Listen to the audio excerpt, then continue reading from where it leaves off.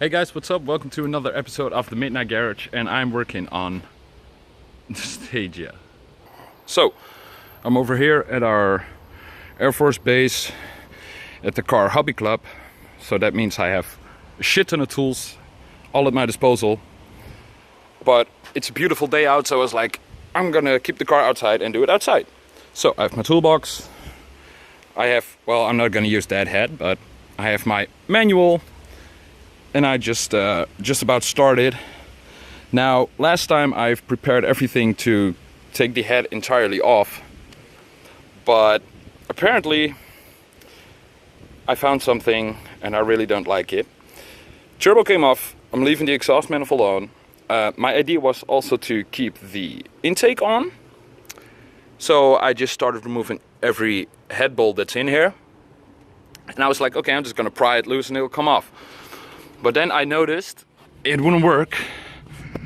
And apparently RB25s have these little auxiliary head bolts.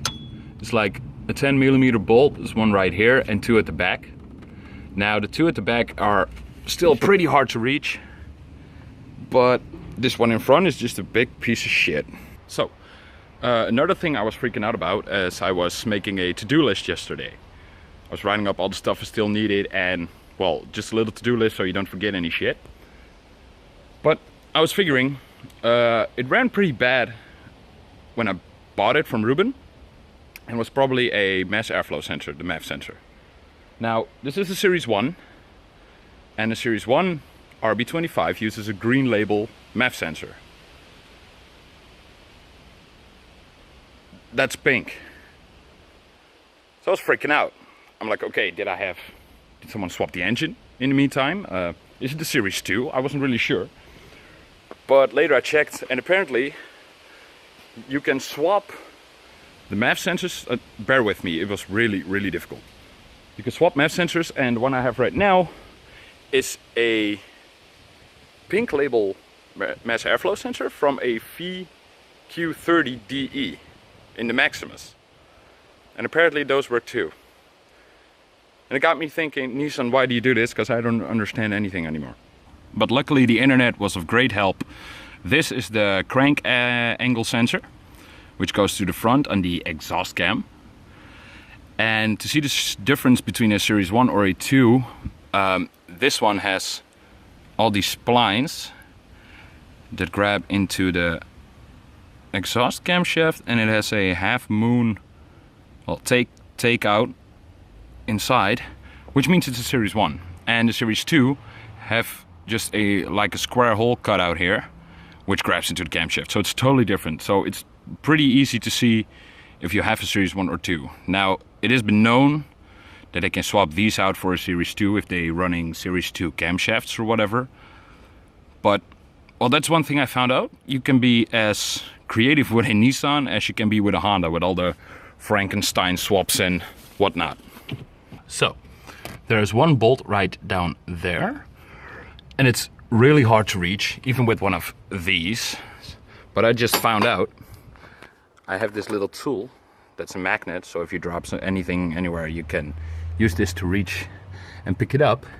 And apparently I can go like this and turn it around, which actually is a lot easier than using a darn wrench. Okay. I was talking cool, but now it stopped working. God damn it. So, the head's finally off. It took me a little while to get the intake off, because at the bottom of the intake there are this pipe which is cooling for the intake. And I missed those, but it's 6 bolts and you can take it off. Pretty hard to reach, as everything on an RB apparently. But that gave me the option to get to the 3 auxiliary bolts on the corners there, corresponding to this hole, this one and that one. And then it just came off. Now if we look to the inside of the engine, it has some carbon buildup, but it still looks darn good. And apparently I didn't bend any valves, which I thought at first what happened. Now if I look at these, it looks like these have touched, but they're actually dead straight. So if the camshafts weren't eating into the head, I probably could have gotten away with just a new timing belt and whatnot. But hey, if you're gonna do a job, you're gonna do it right. So here's the next tip to do. Once you get the head off and you're gonna leave the bottom of the engine sitting for a period of time, make sure you, I don't know, tape it or put some plastic wrap foil on it or something, so it doesn't rust. Now another little tip you can do is get some bearing grease or something and just put something on the cylinder walls, and that will prevent the cylinder walls from rusting, so you don't get any messed up cylinder walls in the end. And there she is, all taped up. I hope this holds. Now I gotta bring this all inside. I got the old head already inside to strip it of all the things. I'm gonna take the valves out, obviously, because they're still good. I'm gonna strip this one, take out the rubber, well, what are they, bushings, O-rings for the injectors, pull the rest of all this stuff off, so I can maybe put it in a bucket of Coca-Colas, or maybe put it in a sandblast. We spray it in a nice color just to freshen everything up. And these hydraulic valve lifters, I'm gonna give them a little maintenance. I'm pretty sure you can buy some kind of a revision set for it. And I did notice before before it broke down, that it was started tapping a little bit. And well, it's known that the hydraulic valve lifters in RB25 can break over time, so, or not break, but get old over time. So I'm gonna revise those, then I'll be good. So here we are back again to work on the Stagea. Like literally the previous clip you saw was about a month ago, because I had vacation in the meantime and I have a girlfriend I have to, well, keep happy.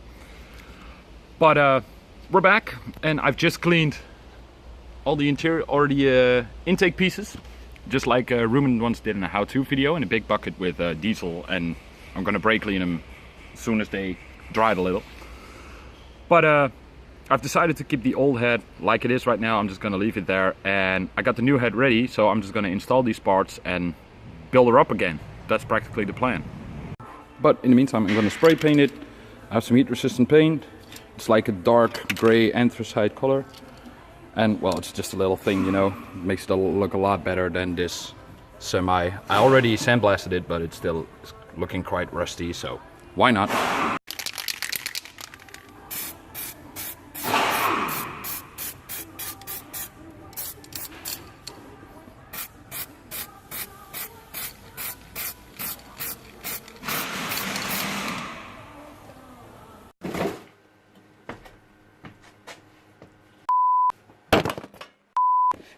Blijf staan, jong.